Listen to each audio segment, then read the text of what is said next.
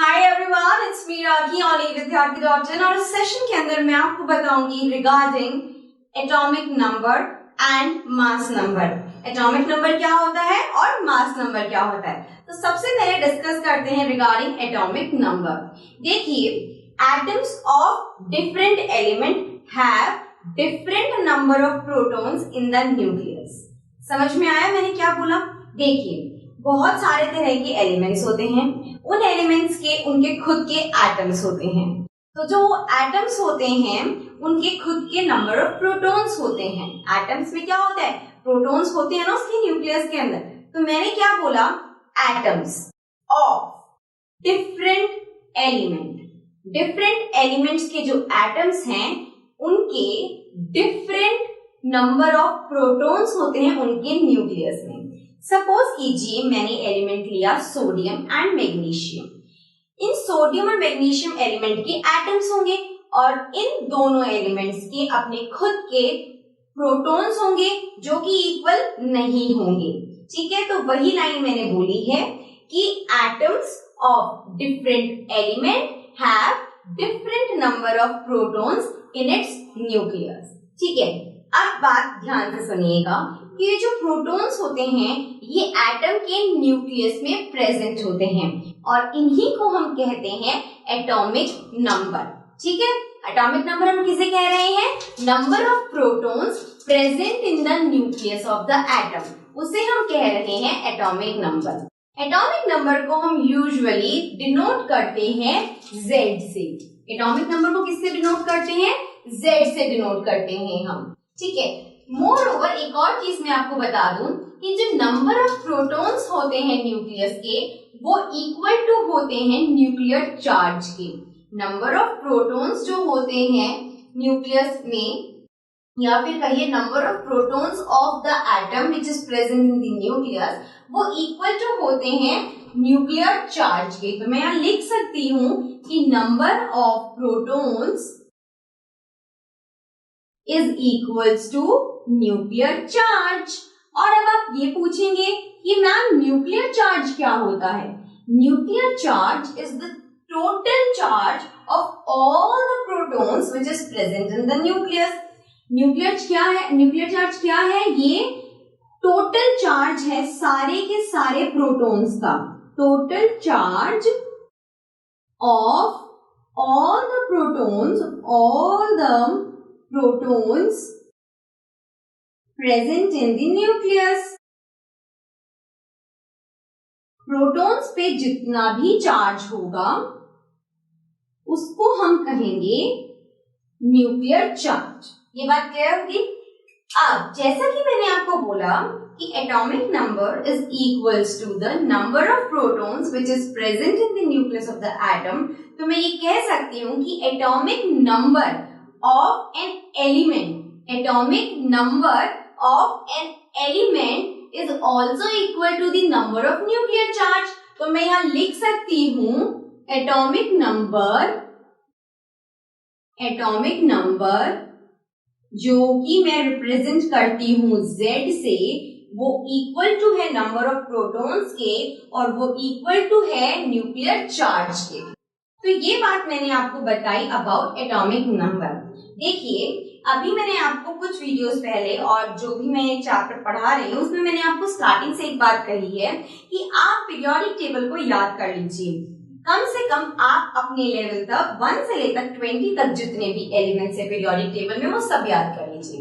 ठीक है, अब मैं कुछ एलिमेंट्स लेती हूँ। सपोज मैं एलिमेंट लेती हूँ मैग्नीशियम, सोडियम एंड एल्यूमिनियम। ठीक है, मैंने एलिमेंट्स लिए मैग्नीशियम, सोडियम एंड एल्यूमिनियम। मैंने रैंडमली कोई भी ले लिए हैं। इनका एटॉमिक नंबर क्या होगा? देखिए, मैग्नीशियम में नंबर ऑफ प्रोटॉन्स जो होते हैं वो होते हैं 12, सोडियम में नंबर ऑफ प्रोटॉन्स होते हैं 11 एंड एल्यूमिनियम में नंबर ऑफ प्रोटॉन्स होते हैं 13। ठीक है, तो क्या कहा? एटॉमिक नंबर मैग्नीशियम का क्या होगा? 12 होगा, सोडियम का 11 होगा, एल्यूमिनियम का 13 होगा। देखिए, ये चीज तो आपको याद करनी ही पड़ेगी, तो आप पीरियोडिक टेबल जरूर याद कर लीजिएगा। तो ऑब्वियसली जो न्यूक्लियर चार्जेस हैं इन तीनों एलिमेंट के वो भी 12, 11 एंड 13 ही हैं। तो एक तरह से एटॉमिक नंबर जिसको हम डिनोट कर रहे हैं Z से, it is equal to number of protons present in the nucleus of the atom and it is also equal to the nuclear charge. Nuclear charge का मतलब total charge of all the protons present in the nucleus. ठीक है, तो atomic number मैंने आपको बता दिया इन सब चीजों के, because atomic number is equal to number of proton.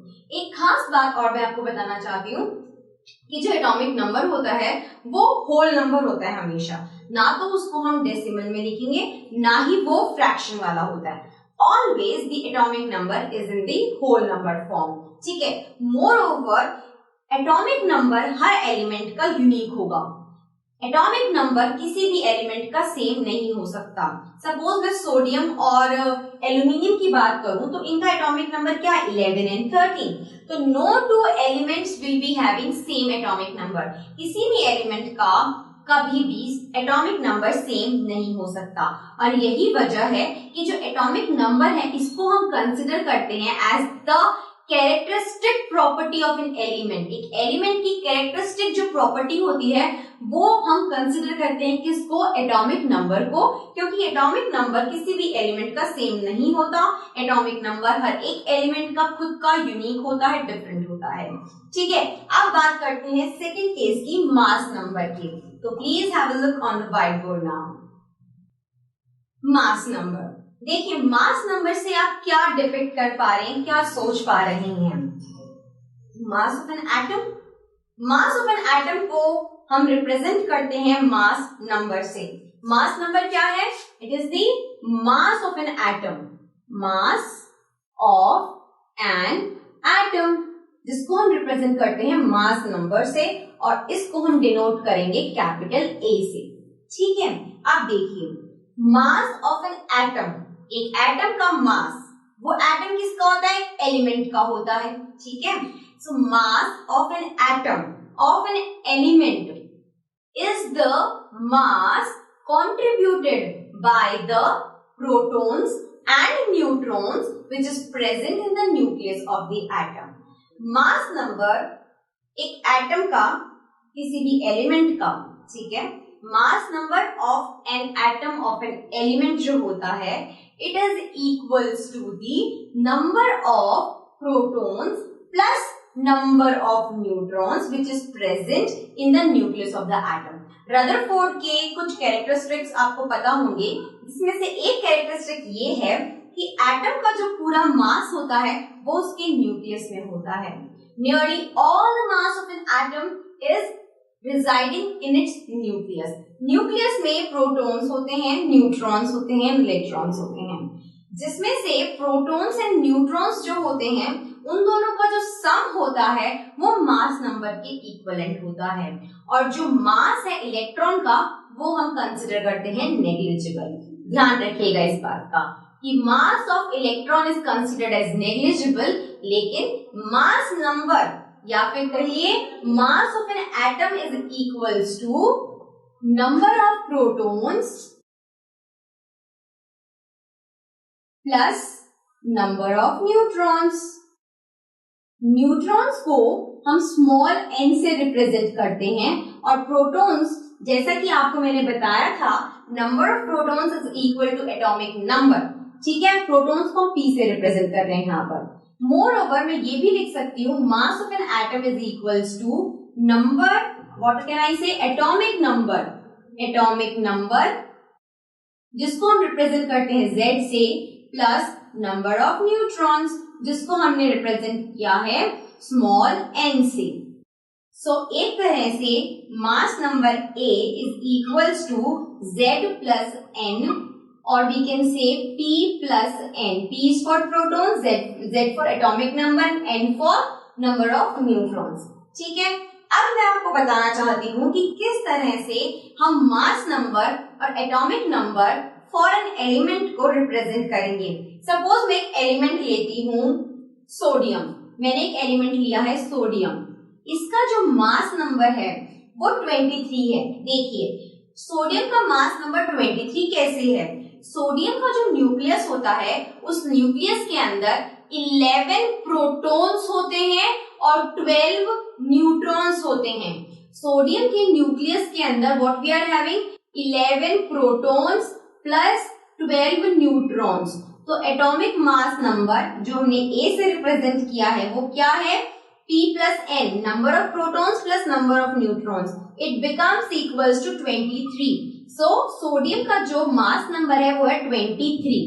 अब देखिए किसी भी एलिमेंट का अगर हमें मास नंबर और एटॉमिक नंबर लिखना है तो याद रखिएगा, सपोज मैंने ये एलिमेंट लिया है सोडियम, इसका जो सबस्क्रिप्ट है मतलब नीचे की जगह में हम लिखेंगे एटॉमिक नंबर को, और जो सुपरस्क्रिप्ट है मतलब ऊपर की जो जगह है उसमें हम डिनोट लिखेंगे एटॉमिक मास नंबर को या मास नंबर को।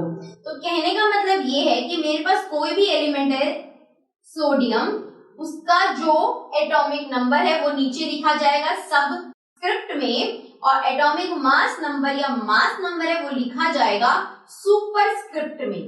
इस तरह से डिनोट किया जाएगा, या कहिए इस तरह का सिंबल होगा। एक्स कोई भी एलिमेंट, यहाँ पर एटॉमिक नंबर है और यहाँ पर मास नंबर है, इस तरह से डिनोट कीजिएगा। किसी भी एलिमेंट का अगर आपको मास नंबर और एटॉमिक नंबर लिखना है तो वो ऐसे लिखा जाएगा। सपोज अगर मैं कहना चाह रही हूँ मैग्नीशियम के बारे में, तो मैग्नीशियम का जो एटॉमिक नंबर है वो क्या है, 12 है, इसका एटॉमिक मास नंबर क्या है, 24 है। So this is how I'll represent magnesium element having atomic number and mass number. Okay, I think ये जो concept है atomic number और mass number का आपको बहुत अच्छे से क्लियर हो गया होगा। कोई भी डाउट हो इसके रिगार्डिंग देन प्लीज मुझसे जरूर पूछिएगा। And this was all for now. It's me Raki saying you all now. Goodbye.